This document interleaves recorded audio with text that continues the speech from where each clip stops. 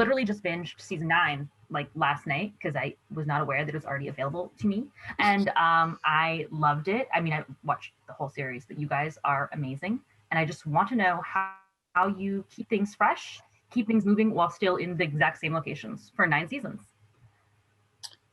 I mean, that's a testament to how good the actors are. It's a testament to, good writing that like you're in the same spot, but you're telling a different story. And so hopefully, the actors get pleasure from what we've written for them. And also we just have a great cast and we like each other. We find each other funny. So it's like hopefully it's a well we can just keep coming back to. Mm-hmm. Speaking of pleasure, Lisa, I love Gail.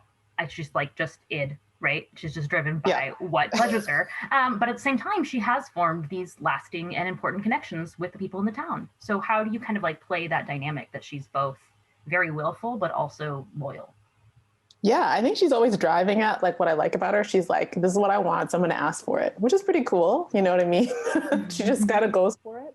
But I think that what's great about like the show is that all of the characters really accept each other. They, so that she is accepted into this group, even though this is her completely wild side. Everyone has got their own thing. And everyone's like, oh yeah, that's cool. No one ever kind of bats an eye. They're like, yeah, whatever. All right.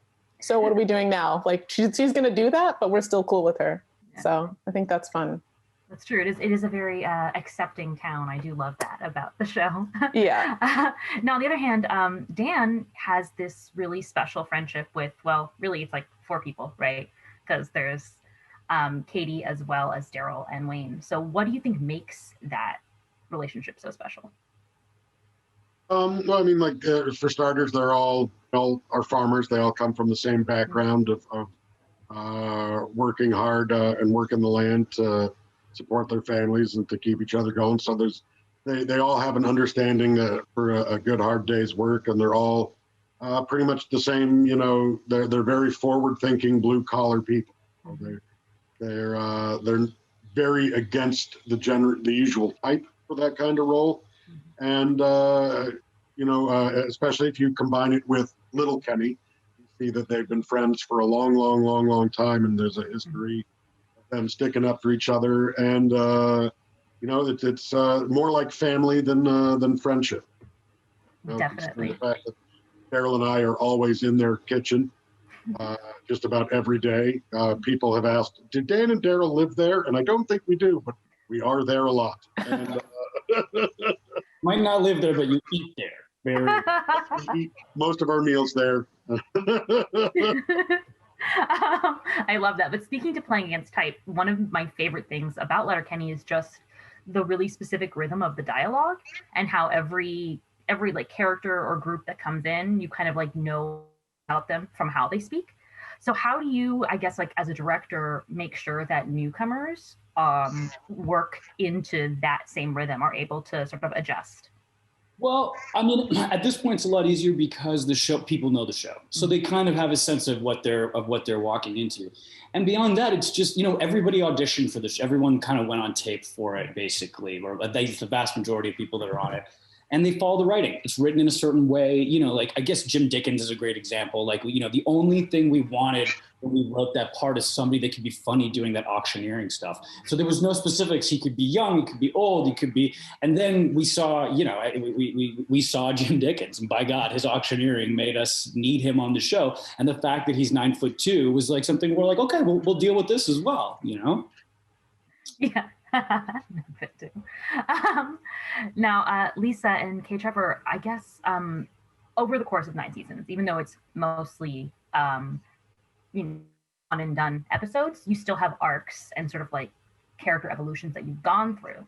So looking back, what would you say has been either your favorite episode or the favorite aspect of your character to play?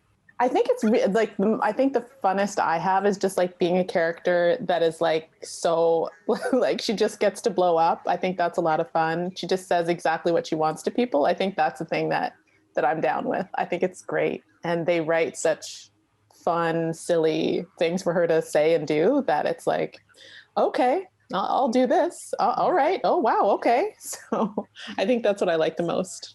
I think over the years, she sort of started out really like on Wayne, but then slowly was sort of like, Now she's got a little Jim Dickens, so that's cool. I think Absolutely. that, yeah, it's true. You know, Right. so I think, you know, she's still there for Wayne, but like there's other options now. So I think that's a little bit of evolution for her. The thing you said that made me laugh the most when I rewatched it, Lisa, is just in the kids behaving badly episode, just where you go, my phone now and put it in that bucket. I don't know why. It made me laugh so hard. I just couldn't. I had such high school flashbacks. I didn't even have a cell phone in high school. It still made Right, neither did I. my phone. I believe that you would take. I believe she would take it. I believe it would. Yeah, she's like, I want this phone. I'm going to take it. Trevor.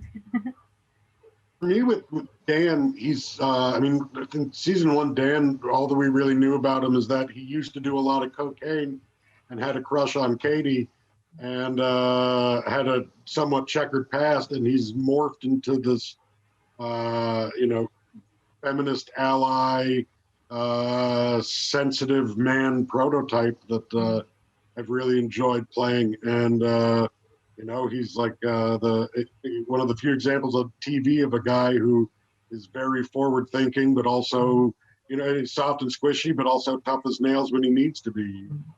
Doesn't back down from a fight, but also believes that everybody deserves to be treated the same as everybody else. And it's been a lot of fun bringing that unique voice to television. Yeah, I love that. Finally, Jacob, looking forward, because I know that it's renewed, right? Which is very exciting to me. Is there just anything you can tease about where next season might go? Oof, Or not even go. Most of it's going to take place in the town of Letterkenny. Right. Not go. I keep pitching the all-inclusive season where like we do a whole season in the Dominican Republic, but nobody will take the bait on that. There's lots more of everything, lots more of the stuff you love, more of everybody you're seeing here, more Tanis, more Gail and Jim Dickens, more. I mean, you know, we're not, as you said before, we're not a very story-heavy show. There's no major arcs and stuff to explore. So there's more. You know, we just keep puttering along, trying to be funny. Well, I love that. Thank you guys so much. I can't wait for everyone to see season 10 when it exists in this world. Yeah, 10 and 11 we're making. And 11, that's right. Yeah.